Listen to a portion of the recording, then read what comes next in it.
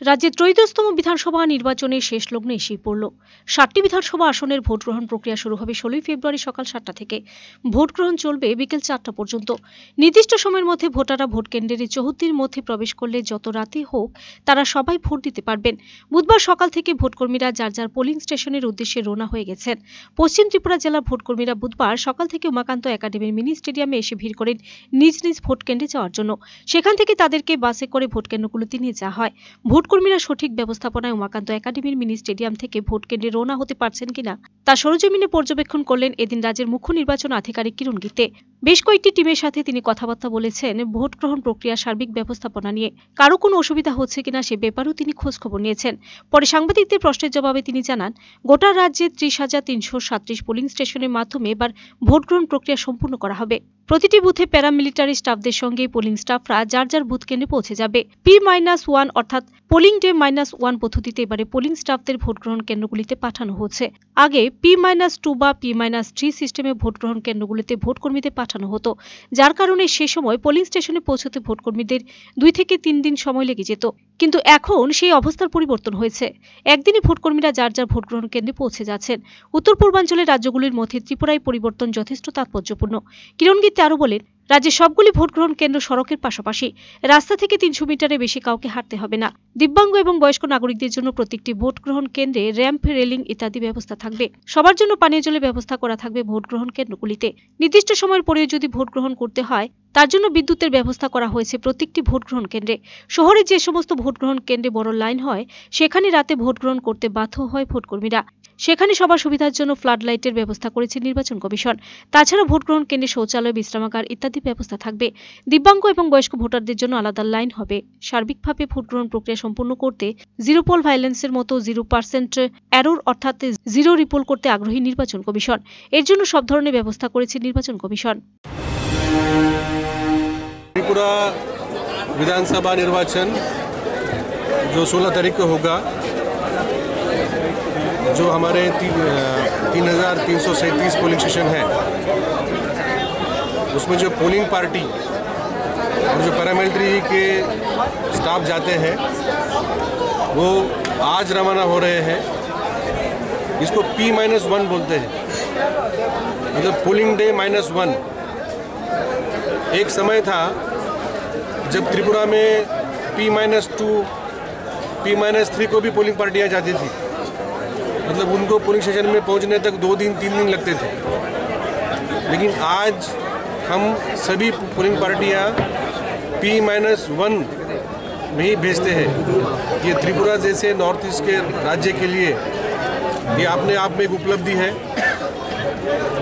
हमारे सभी polling stations main road पे है। हो सकता है कि थोड़ा डिस्टेंस ज़्यादा होगा हमारे डिस्ट्रिक्ट हेडक्वार्टर से या सब हेडक्वार्टर से, लेकिन मेन रोड पे ही है। 300 मीटर से ज़्यादा चलने की ज़रूरत नहीं है कोई भी पोलिंग पार्टी को। और हर एक पोलिंग स्टेशन में हमने जो दिव्यांग और जो वयस्क नागरिक है उनके लिए रैम्प, रेलिंग और सभी वोटर के लिए पीने का पानी, शाम तक अगर लेट वोटिंग हुआ तो विद्युत, शहर में जहाँ पे बड़ी लाइन लगेगी वहाँ पे हमने बाहर फ्लड लाइटिंग भी तैयार की है, ताकि शाम को भी अगर भीड़ लग जाए 5 बजे यहाँ पे अंधेरा होता है तो फ्लड लाइटिंग होगी। वहाँ शौचालय, वेटिंग शेड और जो हमारे ओल्ड एज वोटर्स है और जो हैंडीकैप्ड वोटर्स है उनके लिए हमने सेपरेट क्यू का इंतज़ाम किया है। उनके लिए अलग से लाइन होगी ताकि उनको वेटिंग करने की ज़रूरत नहीं पड़ेगा। तो सभी हमारे सिक्योरिटी के इंतज़ाम, ट्रांसपोर्टेशन और सभी जो सामान हमने उनको दिया है, EVM का सेट है, वोटर लिस्ट है, विभिन्न तरीके के फॉर्म्स है जो उनको पोलिंग स्टाफ को भरने पड़ते हैं। अभी मैंने कई टीम से मैंने जानकारी ली कि उनका ट्रेनिंग ठीक से हुआ है कि नहीं, उनके पास ठीक से जानकारी है कि नहीं। तो मुझे लगता है कि जो चुनाव 100% परफेक्ट करने के लिए 0% एरर, हमने जैसा 0 पोल वायलेंस का हमने एक टारगेट लिया था, वैसे हमने एक टारगेट लिया है 0 रिपोल। हमने हमारे ऑफिसर्स, हमारे जो पोलिंग के कर्मचारी है, माइक्रो ऑब्जर्वर है और जो भी पोलिंग से निगडित जो हमारी टीम्स है, हमने उनको पर्याप्त जानकारी, पर्याप्त सामग्री दी है और पर्याप्त हमारा मॉनिटरिंग रहेगा। और हमारा टारगेट है कि त्रिपुरा में कल करेक्ट, टेक्निकली करेक्ट पोलिंग हो और कहीं पे भी रूपोल करने की जरूरत नहीं पड़ेगी। রাজ্যের মুখ্য নির্বাচন আধিকারিক কিরণ গিত্তে এদিন আরও বলেন, এবারে নির্বাচন অবাধ ও শান্তিপূর্ণভাবে করার জন্য নির্বাচন কমিশন বিশেষ সুরক্ষা ব্যবস্থা করেছে। গত 1.5 মাস ধরে রাজ্যে প্যারামিলিটারি ফোর্স, স্টেট পুলিশ ও টিএসআর বাহিনী গোটা রাজ্যে সুরক্ষা ব্যবস্থা নিশ্চিন্ত রাখতে কাজ করে গেছে। অনেক আগে থেকে সুরক্ষা ব্যবস্থা নিশ্চিত করায় শান্তির পরিবেশে ভোট গ্রহণ প্রক্রিয়া সম্পূর্ণ হবে, এমনটাই আশা করছেন কিরণ গিত্তে। তিনি বলেন, বিগত নির্বাচনগুলিতে নির্বাচনের আগে গোটা রাজ্যে বহু অপ্রীতিকর ঘটনা ঘটেছে, কিন্তু এবারে কঠোর নজরদারির মাধ্যমে নির্বাচনের আগে বিভিন্ন ধরনের অপ্রীতিকর ঘটনা 30% কমাতে সক্ষম হয়েছে নির্বাচন কমিশন। তবে এই ধরনের অপ্রীতিকর ঘটনা 0% নামিয়ে আনার প্রচেষ্টা জারি রয়েছে নির্বাচন কমিশনের।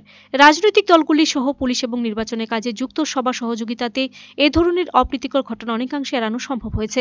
তিনি বলেন, নির্বাচনের পরেও এই ধরনের শান্তির পরিবেশ বজায় থাকবে।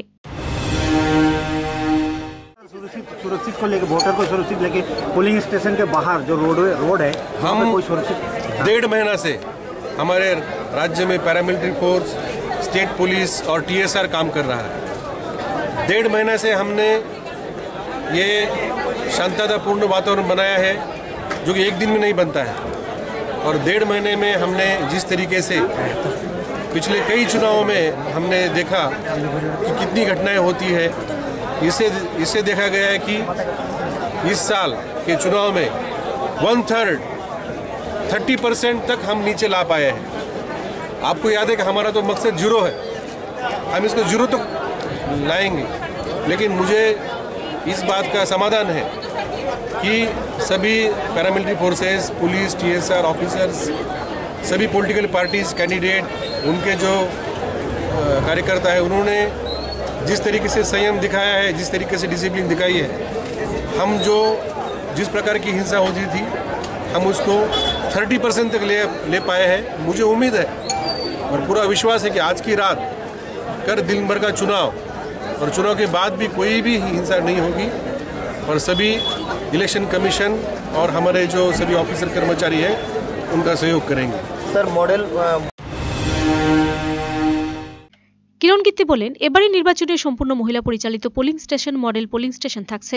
পোলিং স্টেশনগুলি সাজাবার দায়িত্ব দিয়ে রাখা হয়েছে রিটার্নিং অফিসারদের উপর। নিজের ইচ্ছামতো রিটার্নিং অফিসাররা ভোট কেন্দ্রগুলি সাজাতে পারবেন। ইতিমধ্যেই বেশ কিছু ভোট কেন্দ্র সুন্দরভাবে সাজিয়ে তোলা হয়েছে। উৎসবের মেজাজে যাতে সবাই ভোট দিতে পারেন তার জন্য ভোট কেন্দ্রগুলোকে এভাবে সাজানোর স্বাধীনতা দেওয়া হয়েছে আর ওদের।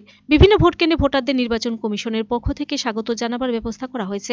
কিরণ গিত্তে বলেন, কোথাও যদি কোনো ধরনের অপ্রিয় ঘটনা হয় তার মোকাবিলা করতে প্রস্তুত রয়েছে নির্বাচন কমিশন। এর জন্য আগরতলা এয়ারপোর্টে একটি এয়ার অ্যাম্বুলেন্স প্রস্তুত করে রাখা হয়েছে। আপৎকালীন সময়ে জরুরি ভিত্তিতে দুর্ঘটনা বা কোনো ধরনের অপ্রীতিকর ঘটনা রক্তাক্ত ব্যক্তিদের এই এয়ার অ্যাম্বুলেন্সের মাধ্যমে হাসপাতালে পৌঁছানোর ব্যবস্থা যাতে করা যায় তার জন্য ইতিমধ্যেই পবন হংস নামক একটি হেলিকপ্টারকে অ্যাম্বুলেন্স হিসেবে রাখা হয়েছে। পোলিং স্টেশনগুলিতে সুরক্ষা ব্যবস্থা সম্পর্কে বলতে গিয়ে কিরণ গিত্তে বলেন, সবগুলো পোলিং স্টেশনে হাফ সেকশন করে নিরাপত্তা কর্মীদের নিয়োজিত করার ব্যবস্থা করা হয়েছে। স্পর্শকাতর কেন্দ্রগুলিতে 1 সেকশন করে নিরাপত্তারক্ষী মোতায়েন করা থাকবে। নির্বাচন উপলক্ষে যতটুকু সুরক্ষার প্রয়োজন তার থেকে অনেক বেশি সুরক্ষা ব্যবস্থা করা হয়েছে প্রত্যেকটি ভোটগ্রহণ কেন্দ্রে। সকাল 7টা থেকে ভোটদাতাদের ভোটগ্রহণ কেন্দ্রে চলে আসার অনুরোধ জানিয়েছেন মুখ্য নির্বাচন আধিকারিক। নির্বাচন কমিশনের উপরে সংকোচে গণদেবতা আস্থা রাখতে পারেন বলেও জানালেন মুখ্য নির্বাচন আধিকারিক কিরণ গিত্তে। होंगे women manage polling stations, model polling station होंगे। हमने फ्रीडम दिया है सभी आरओ को, चाहे जितना करे। अभी भी आप शहर में जाके देखिए, आपको अलग अलग टाइप के डिज़ाइन, अलग अलग टाइप का, जैसे हम लोग कोई भी फेस्टिवल में देखते हैं उस तरीके से सजावट हो रही है। और कुछ हमारे पर्सन विद डिसेबिलिटीज़ भी वहाँ पे मैनेज करेंगे, आपका स्वागत करेंगे। और आप जानते हैं कि त्रिपुरा में बहुत सारा पहाड़ी इलाका है, कहीं कहीं तो हमें बॉर्डर एरिया में भी हमने कई पुलिस स्टेशन में लगाया है। अगर कहीं पे कोई अप्रिय घटना घटती है तो हमने अगरतला एयरपोर्ट में एक एयर एम्बुलेंस हमने तैयार रखी है। जो हमारा पवन हंस का जो हमारा हेलीकॉप्टर है उसको हमने एयर एम्बुलेंस में कन्वर्ट किया है। तो हम कई मिनटों में अगर कोई किसी को रेस्क्यू करना होगा तो हम कई मिनटों में हम उनको एयरलिफ्ट करके हम अच्छी से अच्छी उनकी सुविधा देंगे, या जो भी वहाँ पे समस्या होगी हम उनको वहाँ से बाहर लेके आएंगे। So security system in polling stations, as we know, there are some critical and vulnerable police stations. So what will be the security system?